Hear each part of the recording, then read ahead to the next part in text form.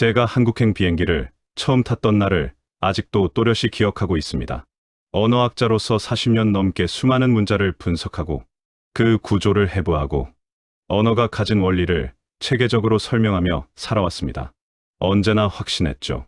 언어는 분석 가능하다. 규칙이 있고 그 규칙을 이해하면 누구나 언어를 설명할 수 있다. 그 신념은 제 학문의 출발점이자 자부심이었습니다. 그런데 어느 순간부터 제 마음 한구석에 작은 균열이 생기기 시작했습니다. 아시아 언어들, 특히 한국어를 연구하는 후배들이 계속해서 한국어는 설명만으로 접근하면 부족하다고 말하곤 했습니다. 저는 그 말을 그저 문화적 수사 정도로 넘겨버렸습니다. 언어란 결국 언어일 뿐이라 생각했으니까요. 그러던 어느 날, 저와 오랜 연구를 함께 해온 동료가 이렇게 말했습니다. 교수님, 한국의 문자는 조금 다릅니다. 소리를 단순히 적는 것이 아니라 사람의 호흡과 의도를 함께 기록하는 문자예요. 처음에는 과장된 표현이라 생각했습니다. 하지만 그 말이 머릿속에서 좀처럼 지워지지 않았습니다. 그리고 마침내 학자로서의 마지막 과제를 스스로에게 주기로 했습니다. 내가 확신해온 이론이 정말 전 세계의 모든 언어에 적용될 수 있을까? 이 질문에 답하기 위해 저는 한국으로 향했습니다. 그렇게 시작된 여정은 제가 예상했던 것보다 훨씬 깊고 넓고 따뜻한 세계로 저를 데려갔습니다. 비행기 아래로 서울의 야경이 펼쳐지던 순간, 저는 묘한 감정에 사로잡혔습니다. 저 아래 어딘가에 제가 지금까지 만져보지 못한 언어적 세계가 숨쉬고 있다는 예감, 그리고 그 세계가 제 학문의 마지막을 완전히 다른 방향으로 이끌 것이라는 확신. 한국을 한 번도 경험해보지 못한 저는 그저 문자를 보러 왔습니다. 그러나 막상 그 땅을 밟고 보니 제가 만난 것은 문자 이전의 사람이었고 그 사람들의 마음을 가장 정확히 담아낸 한글의 숨결이었습니다. 이 이야기는 한글과 한국어를 통해 60대의 영국 교수가 자신의 학문과 인생을 새롭게 다시 쓰게 되는 여정입니다. 이야기 시작 전 구독과 좋아요, 알람 신청 부탁드립니다. CHAPTR 1. 저는 에드먼드 카터입니다. 영국에서 40년 동안 언어 철학을 가르쳐오며 인간이 만든 문자 체계는 결국 모두 한계와 결함을 지닌다고 믿어왔습니다. 문자란 기호의 조합이고 결국 모든 기호는 추상화 과정에서 의미를 잃게 마련이니까요. 그래서 저는 늘 완전한 문자란 존재하지 않는다고 말하곤 했습니다. 하지만 지금 저는 한국행 비행기 창가에 앉아 스스로에게 그 말을 다시 묻고 있습니다. 왜냐하면 최근 국제학회에서 여러 학자가 한 목소리로 이렇게 말했기 때문입니다. 한국어와 한글은 세계 문자 체계가 마지막으로 도달해야 할 최고 수준의 언어적 설계라고. 그들은 한글이 단순한 문자가 아니라 과학적 원리와 인간 중심의 사고, 구조가 결합된 가장 독창적인 언어 시스템이라고 주장했습니다. 저는 그 말이 과장이라고 생각했죠. 학자로서 저는 늘 극찬을 경계해왔습니다. 언어는 문화의 산물이지 완성된 기술물이 아니니까요. 그러나 한 가지 사실이 제 호기심을 강하게 자극했습니다. 그 수많은 찬사 속에서 단 한 명도 한글을 부정하지 않았다는 점이었습니다. 미국 언어학파, 독일 비교언어학회, 프랑스 기후학 그룹까지 언어학계에 서로 충돌하기로 유명한 학자들이 한글을 두고는 이견 없이 고개를 끄덕인다는 사실이었습니다. 그래서 저는 스스로를 설득했습니다. 확신이 아니라 의심을 확인하기 위해 한국으로 가야 한다고요. 비행기가 인천공항에 거의 다다랐을 때 저는 창밖의 묘한 풍경에 눈길을 빼앗겼습니다. 빛이 유난히 선명했습니다. 영국의 흐린 하늘과 달리 이곳의 빛은 너무 밝지도 너무 강하지도 않고 이상하게 균형 잡혀 있었습니다. 저는 그 순간 문득 한글이 가진 절묘한 조화라는 개념이 떠올랐습니다. 자음은 발음, 기관의 모양을 본뜬 과학, 모음은 천지인티안디련의 철학. 이 두 구조가 조화를 이루며 모든 발음을 만들어 내는 문자. 저는 아직 한국 땅에 발도 딛지 않았지만 이미 마음속으로 이렇게 말하고 있었습니다. 이 나라는 언어를 우연히 발전시킨 것이 아니라 의도적으로 설계하고 갖고 온 국가이구나. 짐을 들고 공항을 걸으며 저는 안내 표지판을 바라보았습니다. 커다랗고 단정한 글자가 눈에 들어왔습니다. 한글은 다른 문자와 달리 복잡한 감정 없이 단번에 명확하게 읽히는 묘한 안정감을 주었습니다. 연구자들이 말하던 고도의 가독성이 바로 이런 느낌이었나 싶었습니다. 택시 탑승구에서 잠시 줄을 서며 저는 제 손에 들린 작은 팸플릿을 펼쳤습니다. 거기엔 세종대왕의 한 문장이 짧게 적혀 있었습니다. 사람마다 쉬운 글이 있어야 하느니라. 저는 그 문장을 다시 읽으며 마음이 조금 흔들렸습니다. 세계의 많은 문자가 권력층과 지배자의 필요에 따라 만들어졌다면 한글은 태생부터 모든 사람을 위한 문자로 설계되었다는 것. 이 점 하나만으로도 이미 철학적 무게가 남다르다고 느꼈습니다. 문자는 기술이지만 때로는 철학이며 어떤 나라에서는 민중의 운명을 바꾸는 힘이 되기도 합니다. 그리고 저는 지금 그 힘이 어떻게 한국인의 삶을 지탱해 왔는지를 확인하기 위해 이 땅에 들어섰습니다.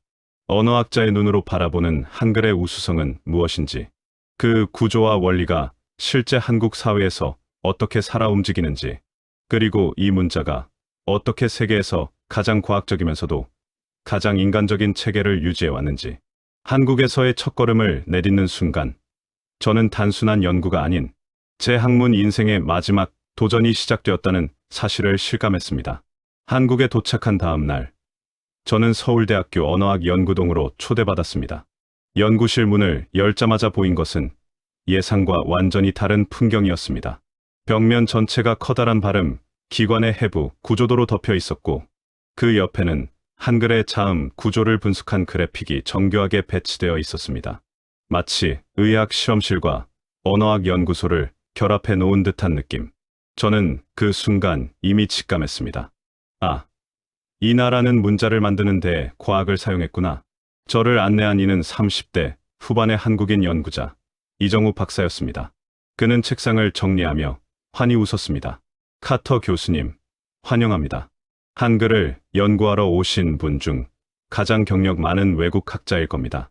글쎄요, 저는 여전히 반신반의합니다. 제가 말하자 그는 미소 지으며 한 장의 표를 꺼냈습니다. 그 표 하나가 제 회의적 태도를 단숨에 무너뜨렸습니다. 자음은 이 모양, 모음은 우주의 원리. 정우 박사는 칠판에 자음 몇 개를 적었습니다. 고, 노, 무, 샤, 응. 그리고 제게 말했다. 교수님, 이 5글자는 한글의 뼈대입니다.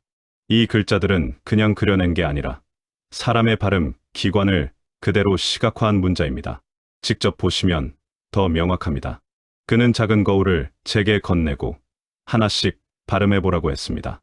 고 혓뿌리가 뒤로 당겨지며 목구멍을 막는 모양, 노 혀끝이 위신몸에 닿는 모양, 무 입술을 꾹 담은 모양, 샤 치아 사이로 공기가 새는 모양, 응, 후두가 열리고 공기가 흘러나오는 모양.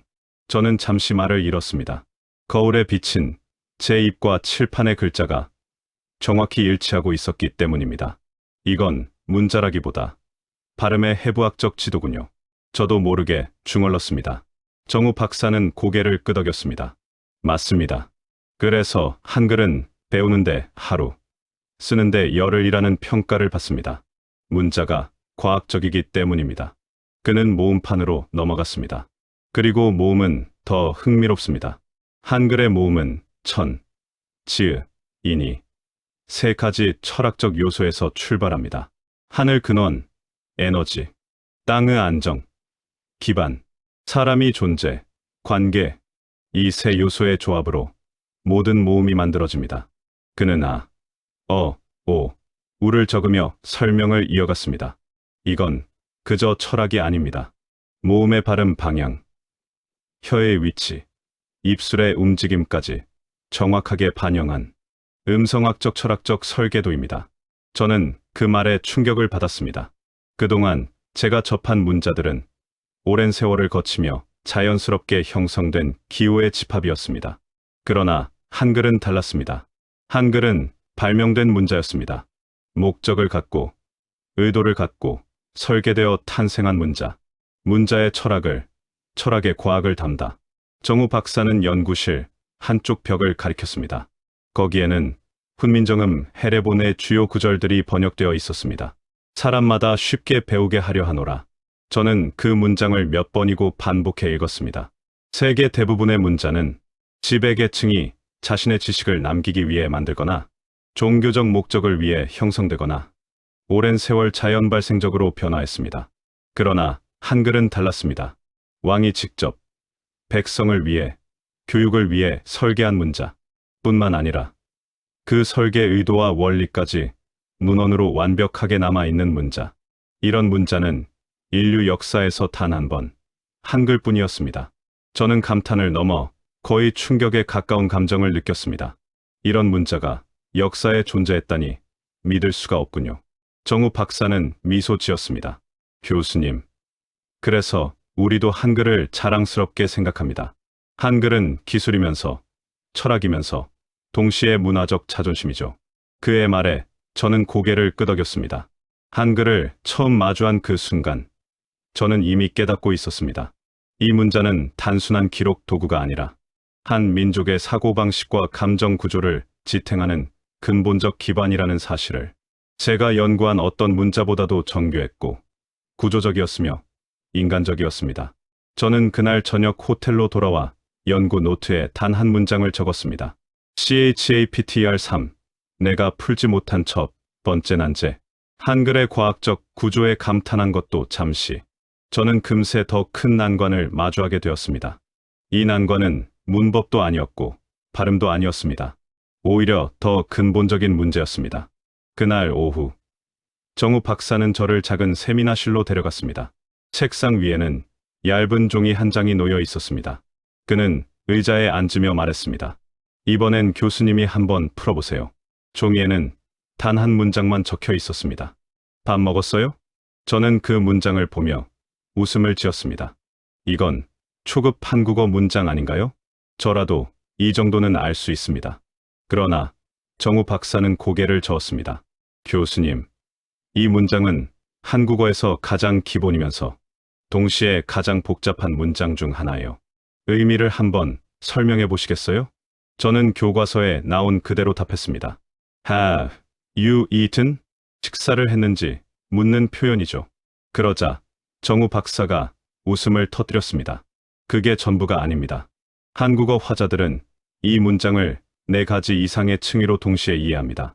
그리고 상황에 따라 응답 방식도 달라져요. 그는 손가락을 접으며 하나씩 설명했습니다. 첫 번째 의미 문자, 그대로의 질문. 가장 표면적인 의미는 단순한 것입니다. 정말 밥을 먹었는지 묻는 것, 식사 여부를 확인하는 것, 건강이나 일정 관리 차원의 질문. 하지만 그는 이어 말했습니다. 이건 한국인에게 가장 약한 의미예요. 두 번째 의미 상대에 대한 관심. 정우 박사는 제게 시선을 고정한 채 설명했습니다. 한국 사회에서는 누군가의 식사 여부를 묻는다는 건 당신을 챙기고 있다는 뜻이기도 해요. 친근함, 관계 형성, 정서적 유대, 상대의 피로도나 상태 파악. 저는 고개를 끄덕였습니다. 영국에서는 이런 문장이 친밀함과 연결되진 않죠. 굳이 먹었는지까지 물어보지 않으니까요. 바로 그겁니다. 한국어는 단순히 정보를 묻는 언어가 아니라 관계를 확인하는 언어예요. 세 번째 의미 대화의 문 열기. 정우 박사는 이건 정말 한국적 특징입니다라며 설명을 이어갔습니다. 밥 먹었어요? 는 실제로 밥 이야기 자체가 목적이 아닌 경우가 훨씬 많습니다. 대화를 시작하기 위한 관계 신호죠. 자리를 함께 하자는 암시, 식사를 제안하기 전에 자연스러운 도입, 함께 있는 시간의 흐름을 맞추는 장치. 저는 잠시 말을 잃었습니다. 단 3단어가 이토록 많은 층위를 갖고 있다니. 네 번째 의미 정서적 안부. 정우 박사는 마지막 층위를 설명했습니다. 이 표현이 한국어에서 가진 가장 깊은 의미는 안부를 묻는 말입니다. 즉, 너 오늘 괜찮아? 힘들지는 않아? 나는 내가 걱정돼. 그 말에서 저는 다시 한번 충격을 받았습니다. 언어는 정보 전달을 위한 도구라고만 생각했던 제 사고방식이 완전히 부서지는 느낌이었습니다. 저는 결국 틀렸다. 정우 박사는 미소를 지으며 말했습니다. 교수님, 이게 바로 한국어가 가진 독특한 구조예요. 동일한 문장이 상황에 따라 적게는 하나, 많게는 5가지 감정과 관계의 의미를 동시에 담습니다. 저는 다시 종이를 보았습니다. 밥 먹었어요? 그 문장이 이제는 전혀 다른 의미로 보였습니다. 단지 식사 여부를 묻는 질문이 아니라 상대의 하루, 몸 상태, 감정, 그리고 관계를 모두 나누는 문장이었습니다. 저는 이렇게 말했습니다. 정우 박사님, 이건 언어학으로 설명하기 어려운 구조군요. 정우 박사는 고개를 끄덕였습니다. 맞습니다. 그래서 한국어는 단순한 문법적 분석만으로는 접근할 수 없습니다. 한국어를 이해하려면 한국인의 생활 방식과 정서를 같이 봐야 하죠. 언어 너머의 세계가 열리다. 연구실을 나섰을 때 저는 평생 경험하지 못한 벽 앞에 서 있었습니다. 규칙 기반으로는 절대로 설명되지 않는 언어, 논리로는 해석할 수 없는 감정의 층위, 문법을 넘어 사람의 마음이 먼저 존재하는 언어. 저는 깨달았습니다. 한글이 과학적이라는 사실은 오히려 한국어의 전체 세계 중 절반도 설명하지 못하는구나. 기적 같은 문자 위에 또 하나의 기적 같은 언어가 얹혀 있었던 것입니다. 그날 이후 저는 한국어를 그냥 배우는 언어가 아니라 해독해야 할 문화로 바라보기 시작했습니다. 정우 박사의 연구실을 다녀온 다음 날, 저는 경복궁 근처에 있는 세종문화회관 앞을 천천히 걸었습니다. 그곳에는 한국의 왕, 세종대왕의 동상이 조용히 자리하고 있었죠. 이 거대한 동상 앞에 서자마자 저는 묘한 감정을 느꼈습니다. 학자로서 수십 년 언어의 기원을 연구해왔지만 문자를 만든 사람을 직접 떠올릴 수 있다는 경험은 거의 없었기 때문입니다. 대부분의 문자는 누가 만들었는지조차 불분명합니다. 기원도 흐릿하고 목적도 모호하고 처음 형태도 거의 남아있지 않죠. 그러나 한국은 달랐습니다. 문자를 누가 만들었는지, 왜 만들었는지, 어떤 철학을 담았는지, 어떤 과정을 거쳤는지 그 문서를 그대로 보존하고 있는 나라. 저는 동상을 바라보며 조용히 속삭였습니다. 세종대왕 당신은 도대체 어떤 시대를 살았기에 이런 문자를 만들 수 있었을까요? 국왕이 백성을 읽게 만들다. 한국어 연구자들에게 가장 충격적인 점 중 하나는 동기였습니다. 역사 속에서 문자는 일반적으로 제국을 확장하기 위해, 종교를 전파하기 위해, 권력을 유지하기 위해 만들어져 왔습니다. 그러나 세종대왕은 그 반대였습니다. 문자를 권력이 아니라 백성에게 주기 위해 만들었다는 기록이 남아 있습니다. 해례본 첫 장의 문장이 그 사실을 명확히 증언하죠. 백성이 말하고자 하나 글이 없어 고통을 받는다. 저는 이 문장을 읽었을 때 가슴이 먹먹해졌습니다. 언어학을 연구하는 제게도 이런 문장은 낯설었습니다. 문자를 만든 목적이 백성을 편하게 하려 함이라니. 그런 사료는 인류사에서 거의 유일했습니다. 문자 발명의 시대를 뛰어넘다. 동상 앞에서 저는 작은 노트를 꺼냈습니다. 거기에는 제가 수십 년 동안 연구해온 문자들의 특징이 적혀 있었습니다. 로마자, 오랜 세월 변형과 차용을 거쳐 발전. 아랍 문자, 종교 확산과 함께 형성. 데바나가리, 지역어와 종교적 전통의 혼합. 중국 한자 기호 상징임이 중심의 복합 체계. 그리고 그 아래 저는 새로 한 줄을 추가했습니다. 한글 발음, 기관을 과학적으로 모델링한 설계 문자. 한글은 다른 문자들과 비교 자체가 어려웠습니다. 왜냐하면 한글은 자연 발생한 문자가 아닌 완전한 발명품이기 때문입니다. 게다가 그 발명품이 교육 목적, 서민 계층 보호, 의사소통, 평등, 이라는 가치 중심에서 출발했다는 점은 더욱 놀라웠습니다. 저는 세종대왕 동상을 올려다보며 말했습니다. 당신은 문자를 넘어 사회 구조를 바꾸려고 했군요. 문자 하나가 민족을 일으킨다는 사실, 한글이 단순한 문자 이상의 힘을 가졌다는 사실은 근대사의 여러 순간에서 명확히 드러납니다. 정우 박사가 말했던 문장이 떠올랐습니다. 교수님, 한글이 없었다면 우리는 지금의 한국이 되지 못했을 겁니다. 그가 말한 한국이란 단순히 국가가 아니라 사람들이 자신의 생각을 스스로 기록할 수 있는 사회를 뜻했습니다. 실제로 조선 후기부터 일제강점기까지 한글은 국민 글자로 빠르게 퍼져나갔습니다. 서민들이 신문을 읽고 여성이 일기를 쓰고 농부가 계약서를 이해하게 되었죠. 저는 작은 의문을 품었습니다. 어떻게 이렇게 짧은 시간 안에 문자가 한 사회 전체를 변화시킬 수 있었을까? 그 답은 명확했습니다. 쉽기 때문이었습니다. 고도로 설계된 과학적 문자였기 때문이었습니다. 사람들이 글자를 배우는 순간 그들의 세계가 넓어졌습니다. 생각이 글이 되고 글이 힘이 되던 시대. 문자는 단순한 기호가 아니라 의식을 깨우는 도구였던 것입니다. 학자의 오만이 서서히 부서지다. 저는 교수이자 연구자로서 문자는 시대의 산물이라는 오래된 명제를 당연한 진리처럼 믿어왔습니다.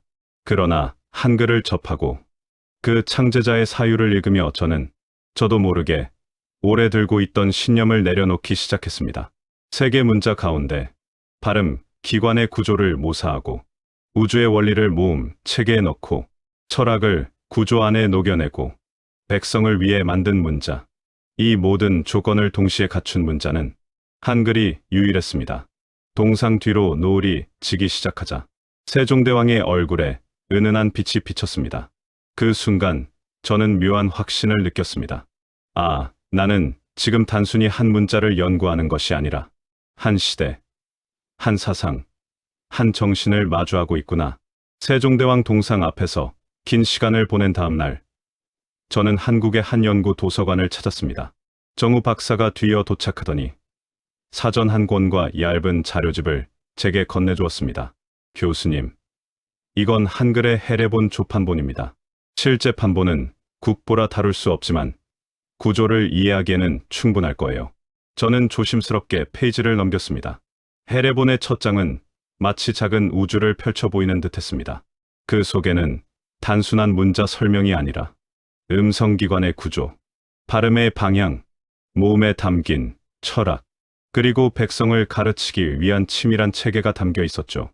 저는 자연스럽게 손끝으로 자음도를 더듬었습니다. 한 획, 두 획, 그리고 그 안에 담긴 의미.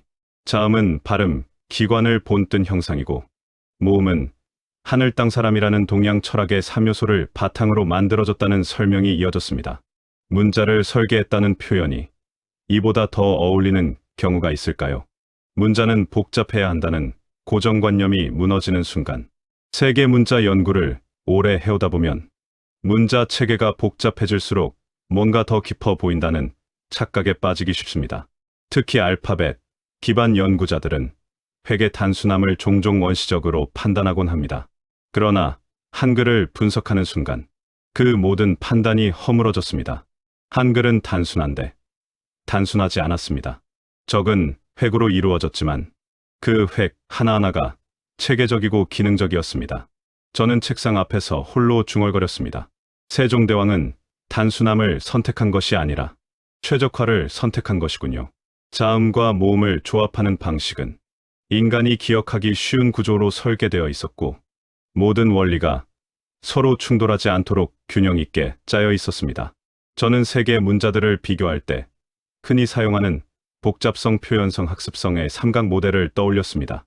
대부분의 문자는 복잡하면 표현성이 높아지고 학습은 어려워지고, 단순하면 학습은 쉽지만 표현성은 떨어지는 그런 구조를 띠고 있죠. 하지만 한글은 삼각형의 중심, 즉 세 요소가 동시에 균형을 이룬 유일한 문자였습니다. 어린아이도 이해하는 과학. 정우 박사는 웃으며 저에게 말했다. 교수님, 한국의 아이들은 보통 일주일이면 글자를 읽어요. 저는 처음엔 농담이라고 생각했습니다. 하지만 실제 교육 현황을 살펴보니 사실이었습니다. 한글의 자모는 조합 규칙이 명확했고 예외가 거의 없었습니다. 문자학적 관점에서 보면 이건 거의 기적 같은 일이었습니다. 문자의 합리성과 교육 효율성은 국민 전체의 문해력으로 이어지고, 이는 곧 국가의 경쟁력으로 발전합니다. 저는 자료를 훑다가 저도 모르게 미소를 지었습니다.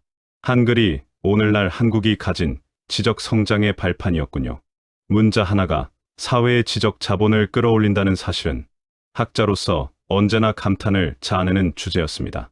하지만 한국은 그 상징적인 사례를 전 인구 규모로 실현해냈습니다. 손글씨에 담긴 미세한 아름다움, 저는 도서관의 조용한 한쪽 자리에서 종이와 펜을 꺼내 한글을 직접 써보기 시작했습니다.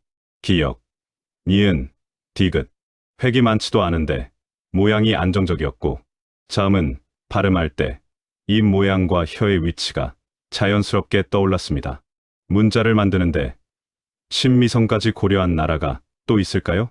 특히 모음은 그 단순한 기호 속에 세계관이 담겨 있었습니다. 점 하나, 직선 하나, 그 배치로 의미가 변화하고 소리가 조절되는 방식은 제가 연구해 온 어떤 문자보다 깊었습니다. 제가 직접 써본 글자들은 제가 책에서만 보던 구조적 이론보다 훨씬 생생하게 느껴졌습니다. 이 문자는 쓰는 사람의 몸과 사고 방식까지 함께 설계된 문자인가? 저는 책상 위에서 조용히 숨을 들이마셨습니다. 문자라는 것이 이토록 인간의 신체와 사유에 가까운 경우는 처음이었습니다. 연구자의 마음이 흔들리기 시작하다 도서관을 나서기 전 저는 마지막으로 한글의 모음표를 다시 들여다보았습니다. 그 표 하나만 바라보고 있어도 한국의 사고 구조가 얼마나 체계적인지 그리고 언어가 얼마나 그 구조를 충실하게 담고 있는지 알 수 있었습니다. 제가 평생 가르쳐 온 언어 이론들, 구조주의, 생성문법, 의이론, 의문론, 그 모든 프레임으로도 한글은 완벽히 설명되지 않았습니다. 오히려 한글은 이 기존 이론들이 놓쳤던 언어의 본질을 되묻는 듯했습니다. 그날 연구실을 나서며 저는 이렇게 생각했습니다. 나는 지금 언어를 배우고 있는 것이 아니라 언어를 새롭게 이해하고 있구나. 한글은 단순한 문자가 아니라 언어란 무엇인가라는 근본적 질문으로 저를 다시 이끌고 있었습니다. 한글의 구조를 연구하던 며칠 뒤 저는 서울 밖으로 조금 벗어나 보기로 했습니다. 도심에서 느끼는 언어의 흐름도 흥미로웠지만 한국어의 뿌리를 더 깊이 이해하려면 이 나라가 지닌 조용한 시간도 함께 경험해야 한다고 생각했기 때문입니다. 정우 박사는 저에게 북악산 기슭에 있는 작은 산사를 추천해 주었습니다. 그곳은 관광객이 많지 않아 오래된 건물과 숲이 서로의 존재를 방해하지 않는 조용한 장소라고 했습니다. 저는 가벼운 옷차림으로 천천히 산길을 올랐습니다. 단풍이 절정에 이른 가을, 발 아래에는 붉은 잎이 부서지는 소리가 잔잔하게 울렸죠. 영국의 숲은 토양의 냄새가 강한 편인데 한국의 산길은 맑게 스며드는 향이 있었습니다. 비슷한 숲이라 해도 이렇게 다른 느낌을 줄 수 있다는 사실이 신기했습니다. 침묵이 말을 대신하는 공간. 산사에 도착하자 바람에 흔들리는 풍경 소리가 제 귀에 먼저 들어왔습니다. 짧고도 맑은 소리. 같은 음이 반복되는 듯하면서도 미세하게 다른 떨림을 가지고 있었죠. 저는 마당 한쪽에 앉아 주변을 바라보았습니다.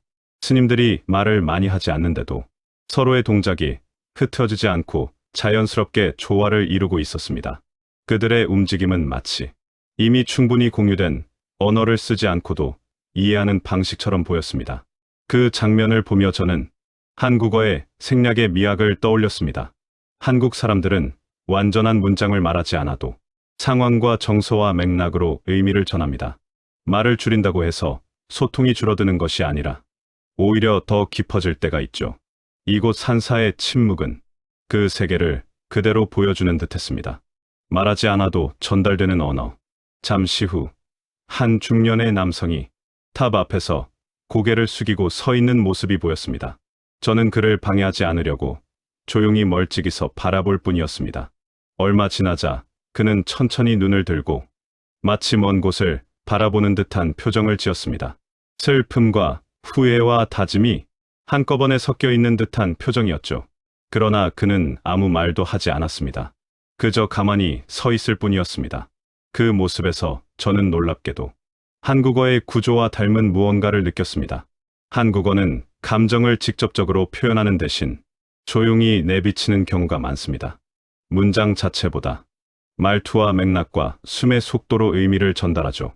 저는 연구자로서 책상에 앉아 이론을 통해 한국어를 이해하려 했지만 이 남자의 침묵은 그 모든 이론보다 명확했습니다. 한국어는 말보다 마음의 속도를 먼저 다룬다. 그 깨달음은 제게 작은 충격이었습니다. 언어의 결이라는 개념. 산사를 거닐다가 저는 오래된 기둥을 손끝으로 만져보았습니다. 목재는 해마다 다른 모양으로 갈라지고 햇빛에 따라 색이 바래기도 하고 사람들이 손을 얹은 흔적이 고스란히 스며 있었습니다. 문득 이런 생각이 떠올랐습니다. 언어에도 이런 결이 존재하겠지. 한글의 획은 짧고 곧지만 그 안에는 수백 년의 사고 방식과 생활 양식이 쌓여 있습니다. 그리고 한국어의 문장 사이에는 말로 설명하지 않은 정서의 결이 자연스럽게 흐르고 있죠. 가령 한국에서는 고맙다와 미안하다가 종종 같은 상황에서 섞여 사용됩니다. 그것은 감정이 단일하지 않기 때문이 아니라 상대의 입장을 더 넓게 고려하는 정서적 구조에서 비롯됩니다. 영국에서는 고맙다는 말은 고맙다, 미안하다는 말은 미안하다죠. 그러나 한국어는 감정의 경계를 명확히 나누기보다 그 사이의 결을 더 중요하게 여깁니다. 저는 스스로에게 중얼거렸습니다. 언어가 한 민족의 사고 방식을 얼마나 정확히 반영하는지, 한국어는 그 점에서 압도적으로 정교하구나. 산사의 침묵이 준 결론. 석양이 산 너머로 기울 무렵 산사에는 더 깊은 고요가 내려앉았습니다. 그 고요 속에서 저는 한국어를 연구하는 새로운 관점을 얻게 되었습니다. 그동안 저는 언어를 분석할 때 소리, 기호, 구조를 중심에 두었습니다. 그러나 한국어와 한글은 그 아래층이 더 중요했습니다. 말하지 않는 감정, 생략 속의 의미, 맥락의 결, 공동체의 사고 방식, 이것들이 한국어를 지탱하는 보이지 않는 기둥이었습니다.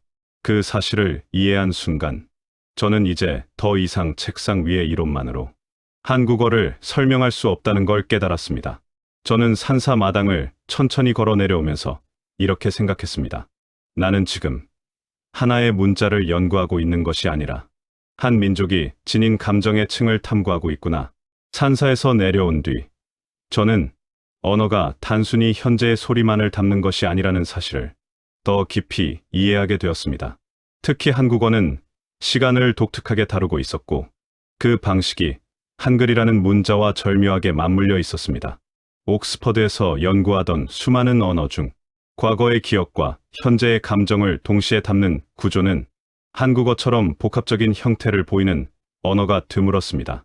한국 사람들에게 시간은 늘 흐르고 있지만 그 흐름은 선형이 아니라 겹겹이 쌓이는 듯한 모습에 가깝죠.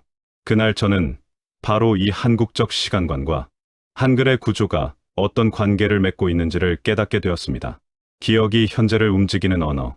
길을 걸어 내려오며 저는 산사에서 보았던 남성의 침묵을 계속 떠올렸습니다. 그는 아무 말도 하지 않았지만 그의 표정과 자세에는 분명히 오래된 기억이 배어 있었습니다. 한국어에서는 과거의 감정이 현재형 문장으로 종종 표현됩니다. 예를 들면 아팠어요처럼 단순한 과거형이 아닌 마음이 남아있어요.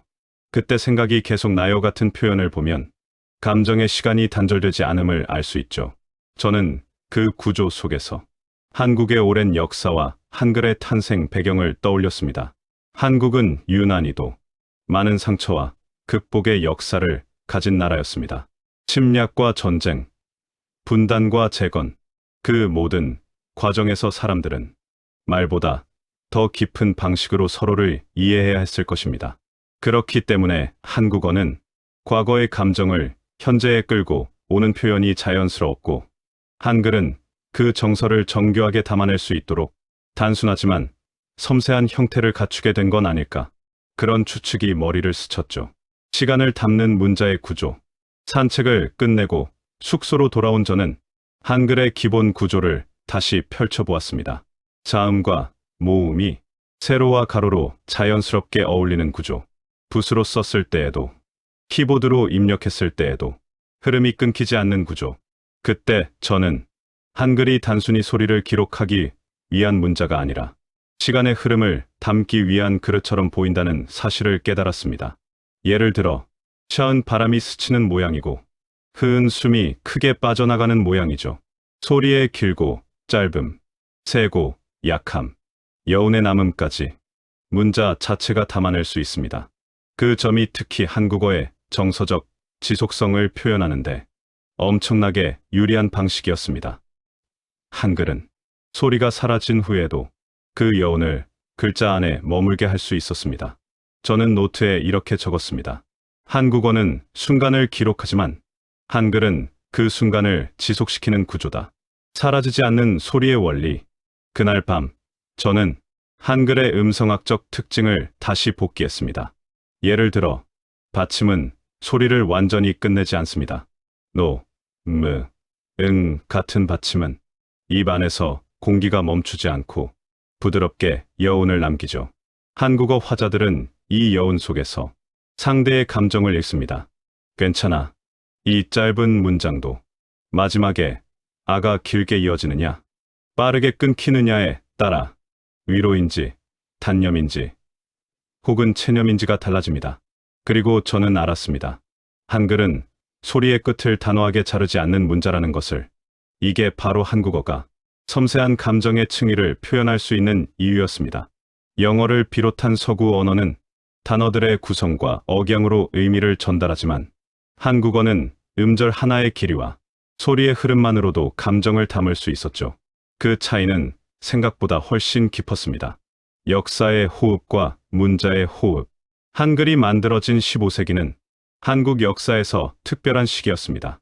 세종대왕은 백성을 위해 문자를 만들었고 그 문자는 수백 년 동안 끊임없이 변화해 온 한국의 역사와 함께 호흡해왔습니다. 저는 새삼 세종대왕이 왜 소리의 원리를 그토록 철저하게 문자에 반영했는지 이해하게 됐습니다. 표기의 편리함만을 위해서가 아니었습니다. 사람의 숨결을 정확히 기록하기 위해서였죠. 말이라는 건 결국 숨에서 비롯되는 것이고 숨은 감정과 연결되어 있습니다. 한국어는 감정을 중시하는 언어였고 한글은 바로 그 감정의 미세한 움직임까지 섬세하게 기록할 수 있었던 것입니다. 세종대왕은 문자를 만든 것이 아니라 한 민족의 말과 마음을 하나의 시스템 안에 담아낸 셈이었습니다. 시간을 기록한 문자라는 깨달음. 밤이 깊어지자 저는 산사에서 들었던 풍경 소리를 다시 떠올렸습니다. 풍경은 같은 금속을 치지만 바람에 따라 울림이 달라졌습니다. 한국어의 단어들도 그랬습니다. 같은 글자를 사용하더라도 상황, 표정, 말투에 따라 전혀 다른 의미를 낳았습니다.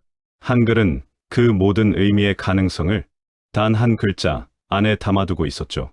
저는 그때 한글이 왜 세계에서 유일하게 창제 원리와 철학, 정치적 목적까지 모두 명확히 기록된 문자로 인정받는지 알게 되었습니다. 한글은 단순히 읽고 쓰는 문자 이상의 존재였습니다. 한국인의 시간, 감정, 호흡을 기록하는 시스템이었습니다.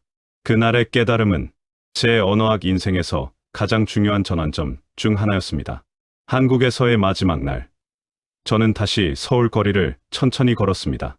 며칠 동안 연구를 위해 이곳저곳을 다녔지만 지금 제 머릿속을 가장 강하게 흔드는 것은 논문이나 학술 자료가 아니라 사람들의 말투와 그 속에 담긴 정서였습니다.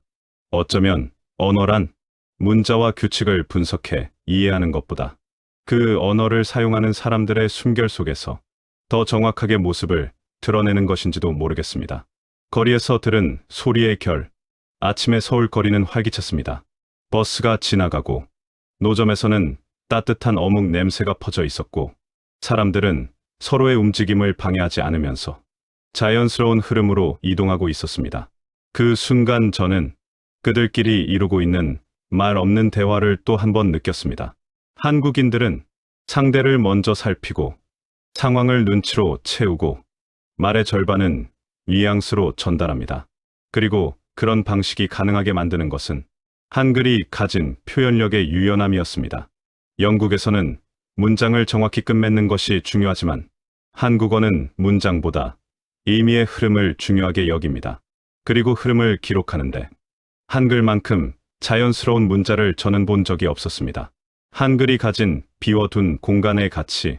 길가, 카페에서 따뜻한 차를 한 잔 주문하고 자리에 앉으니 창밖으로 사람들이 부지런히 오가는 모습이 보였습니다. 그들을 바라보며 저는 한글이 가진 가장 특별한 힘을 정리하게 되었습니다. 한글은 모든 소리를 한 번에 규정하지 않습니다.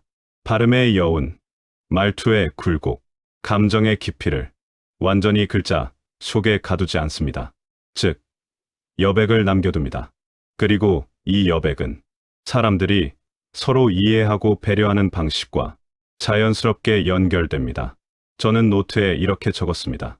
한글은 완벽하기 때문에 위대한 것이 아니라 여지를 남기기 때문에 위대하다. 그 여지가 말하는 사람과 듣는 사람 사이에 따뜻한 결을 만들어줍니다. 언어와 민족은 서로를 닮아간다. 한국에서의 경험을 통해 저는 깨달았습니다. 한 민족의 역사와 성격, 사고방식이 언어에 스며들지 않을 수 없다는 것을요. 한국인의 섬세함, 다른 사람을 먼저 배려하는 마음, 감정을 쉽게 드러내지 않으면서도 친밀한 연결을 중요하게 생각하는 정서, 이 모든 것이 한국어의 문장 구조와 한글의 소리 체계에 그대로 반영되어 있었습니다. 문자를 연구하기 위해 왔던 저는 어느새 한국인의 마음을 연구하고 있었던 셈입니다. 연구자에서 한 사람으로 한국에서 머무는 동안 저는 수많은 자료를 읽고 사람들을 만나고 현장에서 들리는 말의 흐름을 기록했습니다. 하지만 이상하게도 제가 이 나라에서 가장 깊게 느낀 것은 학술적인 지식이 아니라 정서라는 단어였습니다. 한글은 감정을 기록할 수 있는 문자였고 한국어는 감정의 움직임을 소리로 표현하는 언어였습니다. 솔직히 말해 이전까지 저는 언어를 분석의 대상으로 여겼습니다. 그러나 지금은 언어를 살아있는 존재처럼 느끼게 되었습니다. 그리고 그 변화의 출발점에는 한글이 있었습니다. 떠나기 전 마지막 깨달음, 공항으로 향하는 길, 창밖의 도심, 풍경이 빠르게 지나갔습니다. 그 속에서 저는 이번 여정의 결론을 조용히 다듬었습니다. 한국어는 과거와 현재가 동시에 흐르는 언어였습니다. 한글은 그 흐름을 가장 정확하고 아름답게 기록할 수 있는 문자였습니다. 그리고 한국인은 그 언어와 문자를 통해 자신들의 정서와 마음을 섬세하게 이어오고 있었습니다. 저는 마지막으로 깊게 숨을 들이마시며 속으로 이렇게 중얼거렸습니다. 이 문자를 만든 사람들은 언어를 넘어서 인간의 마음을 연구했던 사람들이었구나. 비행기 탑승 시간이 가까워오자 저는 노트를 덮고 자리에서 일어났습니다. 이번 연구가 끝난 것이 아니라 비로소 시작되었다는 생각과 함께요.